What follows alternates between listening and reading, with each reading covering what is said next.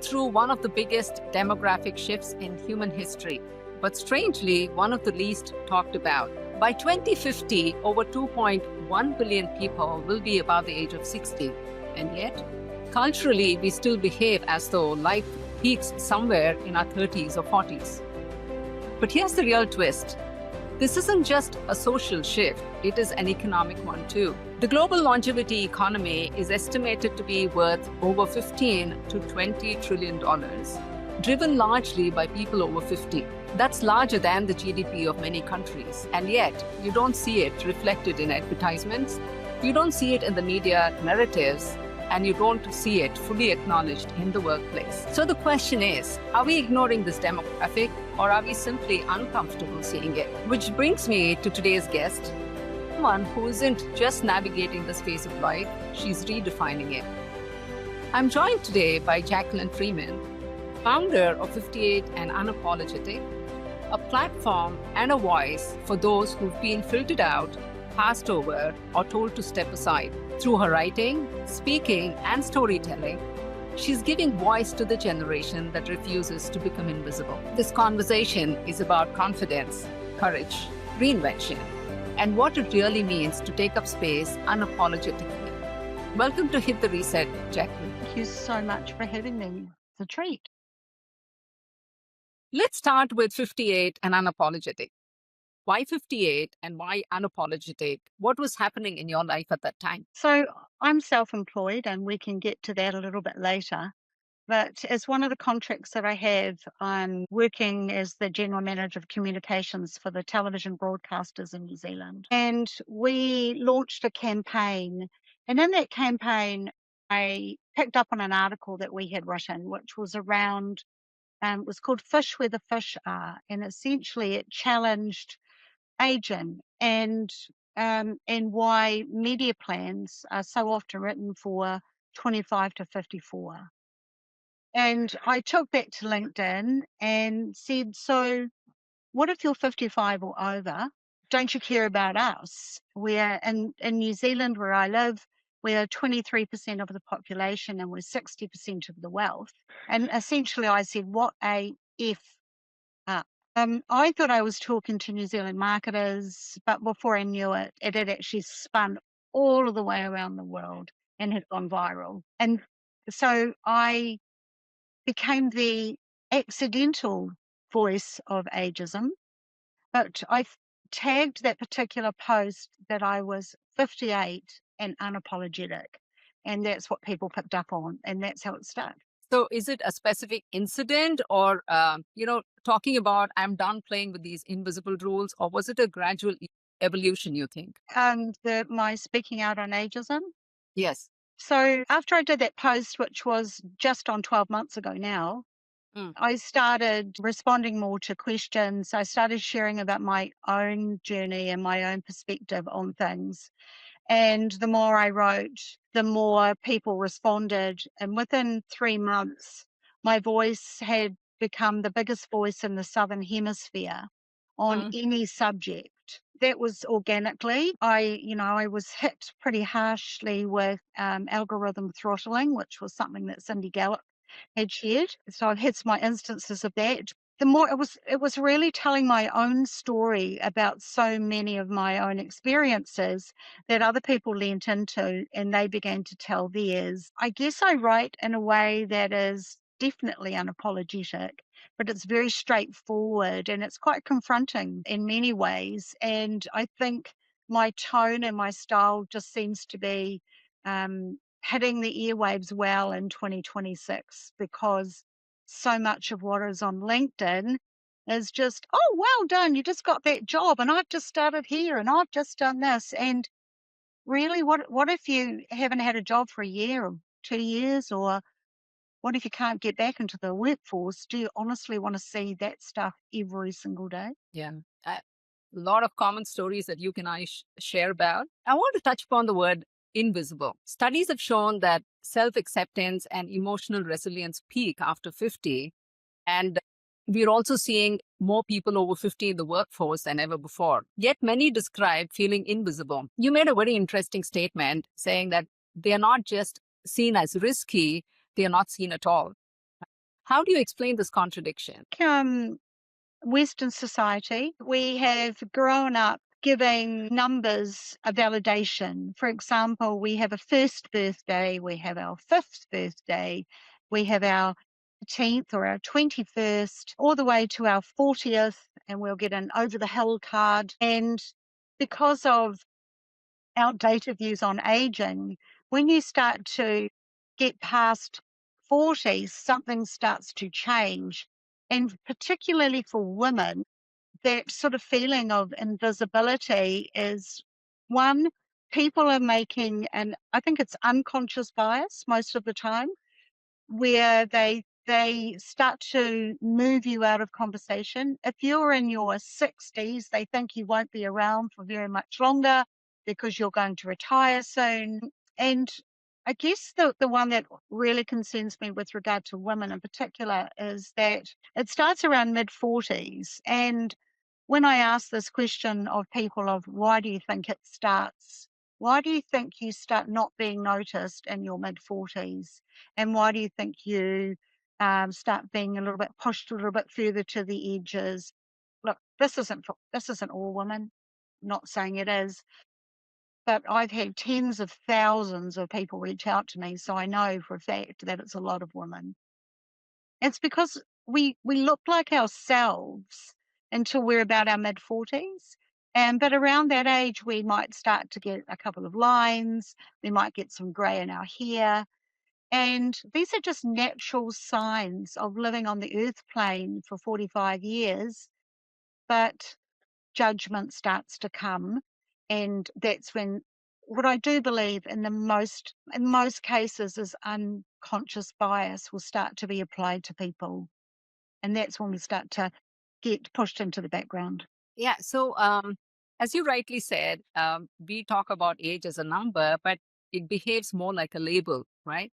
Yeah, it So, I does. just want to share an interesting experience that happened recently to me. I live in a condo in Singapore, and there are three of us who spend a lot of time together. And age has never been a question that we've spoken about. We talk about politics, we talk about Gen Z slangs, we play pickleball for yoga classes. Everything was effortless. Then one day, one of them found out my age. And almost instantly, the dynamic shifted, right? Suddenly, I wasn't a friend anymore. I became someone older. I started hearing things like, oh, you have to teach me how to age gracefully. And on a hot day last week, I was told, are you sure you can go out in this heat? Do you want to see a doctor? You're sweating a lot. So, what struck me was nothing about me had changed. Same conversation, same energy, same person. The only thing that changed was the number, right? I was kind of amused, annoyed, but mostly fascinated because it's so easy for us to move from connection to categorization. And the best part, Jacqueline, is this has very little to do with your education background, your professional success. I think these are biases that are very deeply wired, right? What do you think? Yeah. Have you had an experience like this where the moment your age is visible, people start to relate to you differently? I think one of the things that people will say, we talk about something and then I'll say, well, I'm nearly 60. And they go, oh, what? You're nearly 60? And then the whole conversation moves to the fact that I'm nearly 60. Well, what does that actually matter? We were having a perfectly fine conversation a moment ago, but I think it's because our entire understanding of how we age in 2026 actually means very little. How we've grown up across the last 50 years, our understanding of age is very ingrained in us. So we're on, I guess, particularly in the generation that we are in, having to start to change that narrative. I mean, we are aging much, much slower than our grandparents. There is almost a generation now differential between us and our grandmothers because that there's an IMF study which you'll be familiar with, which shows that in 2022, a 70-year-old had the same cognitive well-being as a 53-year-old did in the year 2000. We're not even reaching our cognitive peak until our late 50s. I mean, I'm only just getting there now. Go me. Do you know that people are writing us off when we haven't even peaked yet, but they don't understand aging. And I think that's an enormous misunderstanding everywhere. And let's talk a little bit about reinvention. We are moving away from the traditional three-stage life where there was education, work, and retirement, right, into something a little more fluid. So what does reinvention look like in this new reality, according to you? I think it's actually a really exciting phase now because we, in most of the Western world, we inherited a retirement scheme that was devised in the 1880s by Otto von Bismarck. It had some titillations in varying decades to, when it was created back then for retirement at age 65. If you survived childhood, then the average life expectancy was 61. So it didn't pay out very well. And then, by the 20s and then the 50s and then the 70s, when these retirement schemes get moved up, well, now we're in a situation where in New Zealand, retirement age is 65, the UK it's 67, Australia's moving to 67, Finland is 70, not sure what it is in Singapore, but 65. sorry. US, there is no retirement age, so it's like. And so but if we're now aging so much differently, then that's now not making any sense. Add to the fact that no Western country can afford it anymore because, as you rightly pointed out at the beginning of this, the enormous percentage of us that are aged over 50. I mean, most countries now are anywhere between 40, 50+% of their population are aged 50 and over. So a retirement scheme can't manage that number of people, and it's growing. So one, we are living longer. We're in the 100-year lives. Yeah. We are about a generation younger. So if you're 80 or 60, if you're 60, you're 40, something along those lines. But so then you start with, okay, well, if I'm starting to be pushed out of the employment certainly in my 50s and definitely in my 60s in most organizations, what am I going to do? Because the retirement scheme won't sustain me. Not now, it won't. It's not enough for most people. If you've got a very healthy investment portfolio, sure, but most people don't have that. And a retirement scheme won't sustain you. So now you could be out of work from age 55, never get back into the workforce, and now you've got 45 years ahead of you. What are you going to do? And I think that gets into, your question about reinvention. Every single woman that I talk to who is in her 40s, I will say, get a side hustle. Get a side hustle because the chances that you will be made redundant are actually pretty bloody good. So if that happens or when it happens, you've got to have something else to fall back on. And in the meantime, it's giving you some sort of additional compulsory savings of money that you can put aside. The other one which is how I live, and which is increasingly becoming more commonplace for people who are over 50, is a portfolio career. And so I'm a good example of that, where no one can afford to pay me 5 days a week they just can't because it's too expensive. But perhaps they can use my skills and wisdom for 3 days a week, which then means I can take something else if I need to or wish to, or maybe for someone else, 3 days a week is fine. I think there's the movement and the transition of how workplaces will need to operate is starting to emerge. And I think that came about post-COVID because it became acceptable to work from home. And if you can work from home, you can possibly do something else as well. And so I actively encourage portfolio career thinking because it's heavily reported that it will be the mainstay of people who are over 50. And if you've got that, you've got some way of keeping financially upright for as long as you need to, because you're going to be around for a lot longer than your grandparents were. How many people are taking your advice seriously in terms of having a side Well, hustle? I couldn't answer that definitively, but I have a lot of people who ask me about portfolio careers. Okay. I think that that is something that has come about of more recent times, and it's got a long way to go.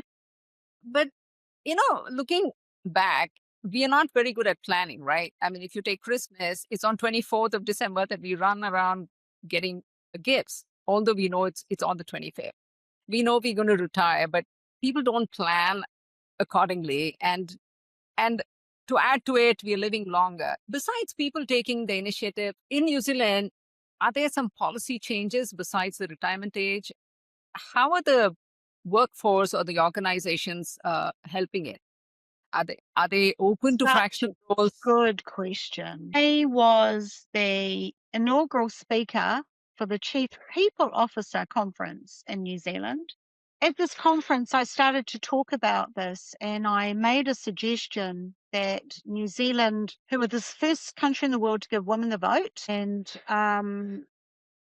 could we could we create a lighthouse for other countries around the world where we showed what true equality looked like in employment?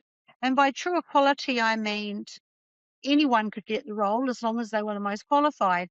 And it included not only age, authenticity, gender, the list goes on. And I honestly thought that I would have got some real interest in that because by definition for people who are aging, if the best person gets the job, it's likely that someone who's older will get it because we've got the most experience. They showed no interest in that whatsoever. I thought, gosh, if I can't get chief people officers interested in this, we have got a problem. So is New Zealand doing anything special? Absolutely not. Nothing. And, we are fairly advanced, Western country in so many ways, but we are as poor and as ill-equipped as all of the others. A couple of friends and I have built a platform which focuses on bringing people beyond 50 back into the workplace How wonderful. with fractional roles and gig roles and so I on. say portfolio careers, same thing. It's the same thing.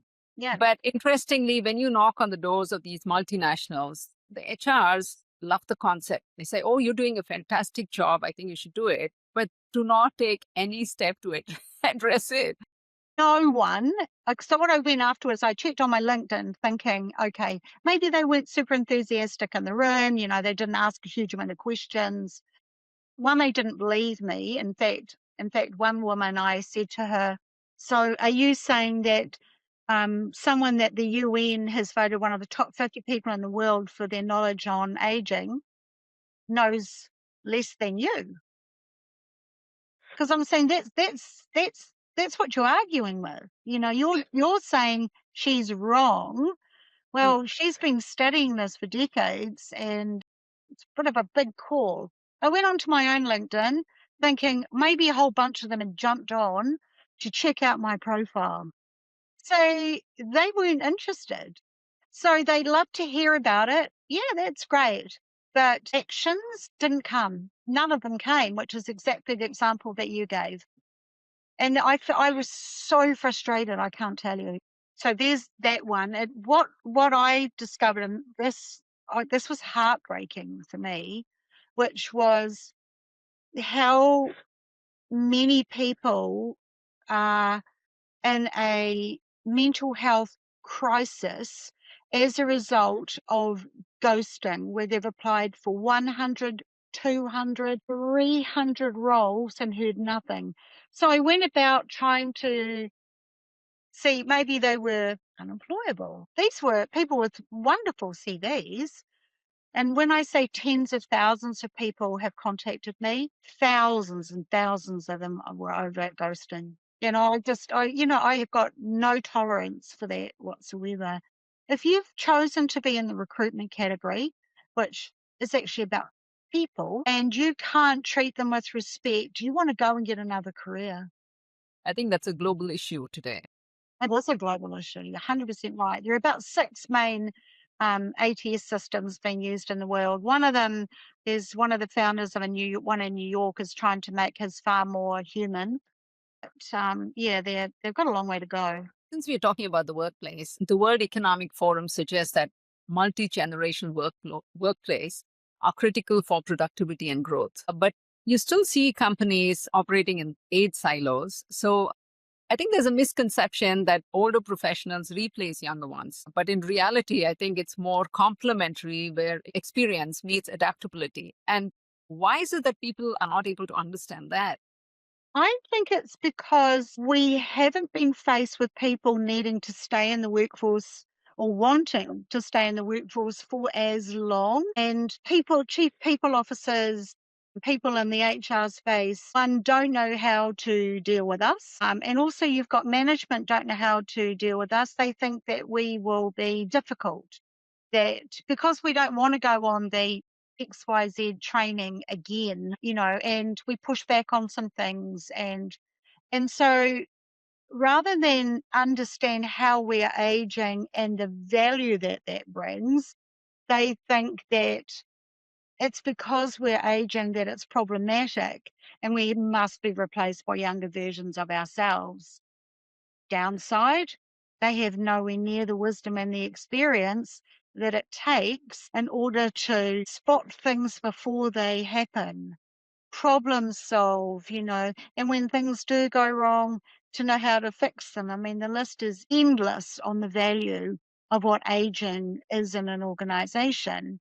And I think, which was again something that I tried to talk about in this Chief People Officer conference, which represented about 100 of New Zealand's biggest enterprise. So, they weren't hearing it. And because the onus is on them and their role to develop as well. And, we could have 5 generations in the workforce, which hasn't been what we've had before. But it is the reality of where we're going, and they need to learn how to manage five generations in the workforce rather than just trying to tip us out. Based on your discussions with a number of, what do younger generations misunderstand about aging? When they get to work with you in the workforce, they understand it. And when they're mentored and when they're given guidance and they're supported in projects and things, I think that's when the value and the respect for it really comes. But if you are a younger person who was perhaps exposed to a workforce that is only people in their 20s and 30s, perhaps, you're never going to be able to understand that, and you will get, I guess, quite a close-minded view on aging. Remember that they are still young enough to be brought up to understand they had their first birthday, they had their fifth, they got to 21 and they are invincible. They're still babies, they are. But I think, the thing that really concerns me is that if you don't want us at the top end of the workforce and you think AI can do everything that they do at the bottom end of the workforce, what on earth have you got left? You've got this slither, which by the way is also getting older. You've got the slither group who are trying to take the global economy forward. It's not going to happen. They also underestimate how adaptable the older adults are, right? I mean, especially technology. There's this myth that as you get older, you're not adaptable. You don't understand technology, which is so wrong. I mean, we've lived through everything. I mean, when I started school, literally, junior school, 5 years of age, 6, 7, we used an abacus, True. used an abacus. And now, we have Excel and we're using AI, whether it's whatever particular program, whether it's Claude or Chat or whatever it is. We have been through more revolutionary change than any other generation. No one has had to adapt and learn like we have. No generation in history. Let me flip it. What do people in their 50s and 60s get wrong about the younger generation? I think we can believe that we know everything and that our way is the better way. And I think, we can, depending, we're not all, everyone who's post 50 is not the same. We need to learn to listen better. These kids are smart. Very smart. They're really smart, and never underestimate them. That's what I say. Never ever underestimate them. They are gold, and they are going to be a lot smarter than us. You're always going to get people like that in the world, but if we could realize that every generation has something to offer, it's almost that simple, isn't it? True. And we're leaving this planet to them. So let's work with them as much as possible so that, we've already left them a mess. Let's be fair. We have. We've left them a mess. Global warming just being one, Yeah. polar ice caps melting. We've left them with a mess. We, lean in as much to help them before, they're left completely with it and we're all gone. I think, yeah, both generations have a lot to learn before multi-generational workplace takes off. And I guess 100%. I just want to touch upon the longevity economy, Jacqueline. We spoke about it. It can be both fascinating and kind of frustrating because the longevity economy is driven by people over 50, right? And it's estimated to be about $20 trillion dollars globally. That's a huge purchasing power. And yet we don't see targeted advertisements. We don't see brands really speaking to this group in a meaningful way. Why do you think that is? Is it a lack of awareness? Is it to do with the system? Or is it deliberate? Because acknowledging it might segregate this group. I have worked in media and advertising my whole career. I've got some quite strong views on this, and which is how this entire thing started, which is me calling it out. I think it goes back to our unconscious bias. So most people who work in advertising are younger. It's definitely I've been made redundant 5 times from big roles in media, so it gives you some idea what happens. You don't age out, but it gets much, much slimmer. And so fresh thinking is encouraged, especially in the digital age. I know I always laugh at the average person working in an advertising agency is about 12. Because if you walk in there, that's how it feels. A staff of 80, 5 of them might be over 40 and the rest of them look like they've just jumped out of their playpen. I say that as a, quite a, stretched example, but what it means is that people who are making decisions are looking through a lens that doesn't understand age at all. And so if they treat aging like, ears, glasses, you need a hearing aid, you need some glasses, you need incontinent breaths, you need, a mobility scooter. That's, if you go on holiday, you've got to go on a cruise. You know, we do all these things because they've labeled us because if someone was 65, 25 years ago, that's what it did look like. But now it's so different because we can retire in our 60s if we choose to. And we can do a portfolio career a couple of days a week. But now we're traveling and we're exploring and we're doing a lot of things that we perhaps didn't have the wealth to do before. Advertising hasn't caught up with it. Not at all. There's actually, and you should talk to these guys, there's an advertising agency between London and Zurich called Brilliant and Bloom. Mhm. And Annie Coleman she actually put me onto them. They're fabulous.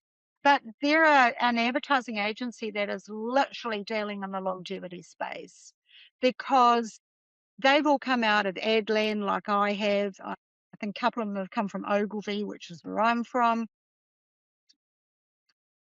They know that there's a big problem and that large organizations are not up to speed with how to manage it. They don't know how to promote themselves. And the people creating the advertising from a strategic plan to media placement and the creative, don't know either. There's just this big white space yet to be worked out. Yeah. Because we're talking about a massive economic blind spot, right? We're talking about 20 trillion. Um, who do you think is missing the opportunity here? Is it the brands, the government, or the society at large? I would have to say it's probably all of them. I think so governments definitely haven't caught up. You did say governments, didn't you? Yeah. So one of my followers jumps into my feeds and with reasonable regularity, having fully analysed the age and demographic profiling of the Canadian government, Australia, UK, New Zealand, etc. And I guess I was of a view prior to seeing the research that if you haven't had a government job, you had it for life. You fell over in that job, you stayed in it forever. They never got rid of anyone. Well, the research says something very, very different to that. They don't support aging any more than other businesses do. In fact, they're quite bad in some countries. So governments haven't even got their head around what aging means, which is, if they did, they would be actively involved in education around aging, which because rather than saying, let's use the UK as an example, are we going to move the retirement age for men from 65 to 67? And for women, we're going to move it from 60 to 65 and we're going to move back to 67 as well. So within a short space of time, a woman who'd been planning for retirement at 60 now can't retire till she's 67.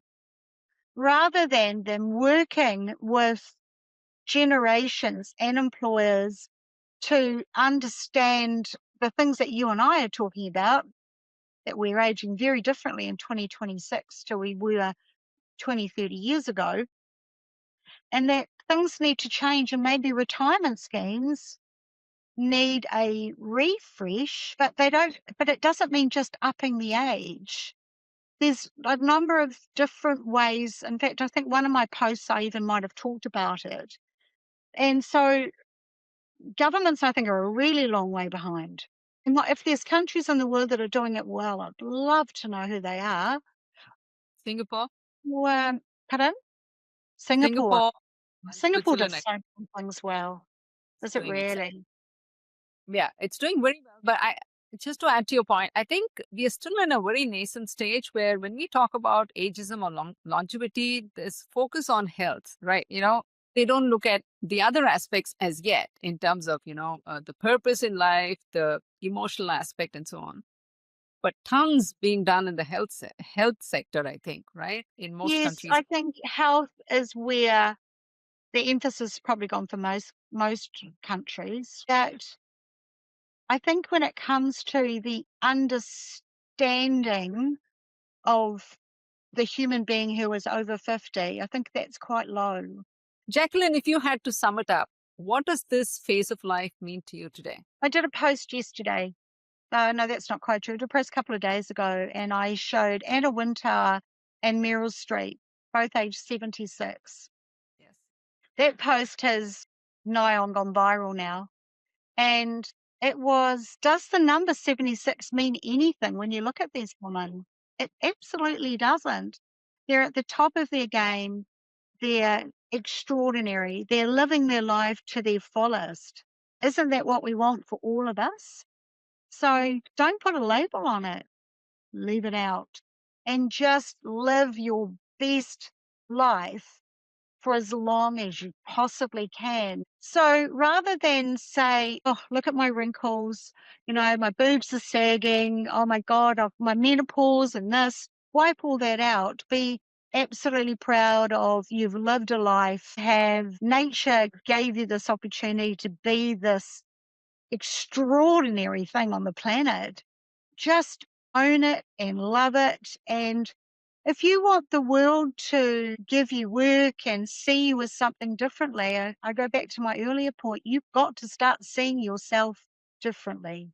We are fabulous. And I'm very big on ensuring that women understand that.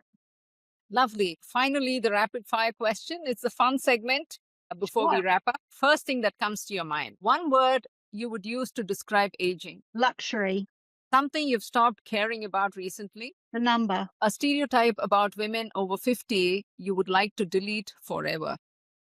Past the use by date. One habit that changed your life post. Realizing that that number didn't matter. One thing you wish more women would stop apologizing for. Themselves. Finish the sentence. Being unapologetic means Being completely true to yourself, being exactly who you are, turning up that way unapologetically every day. excellent. That was very insightful and it was very, very positive, Jacqueline. So, what stands out for me from this conversation is that this isn't just about aging. I think it's about recognition, a recognition of identity, recognition of value, and also about rewriting the narrative that no longer serves us, right? And perhaps the real question isn't whether this group is visible, but whether the rest of the world is ready to see them. Thank you so much for reminding what it means to live and show up unapologetically. Thank you so much for your time, Jacqueline. It's been an absolute pleasure. Thank you for having me.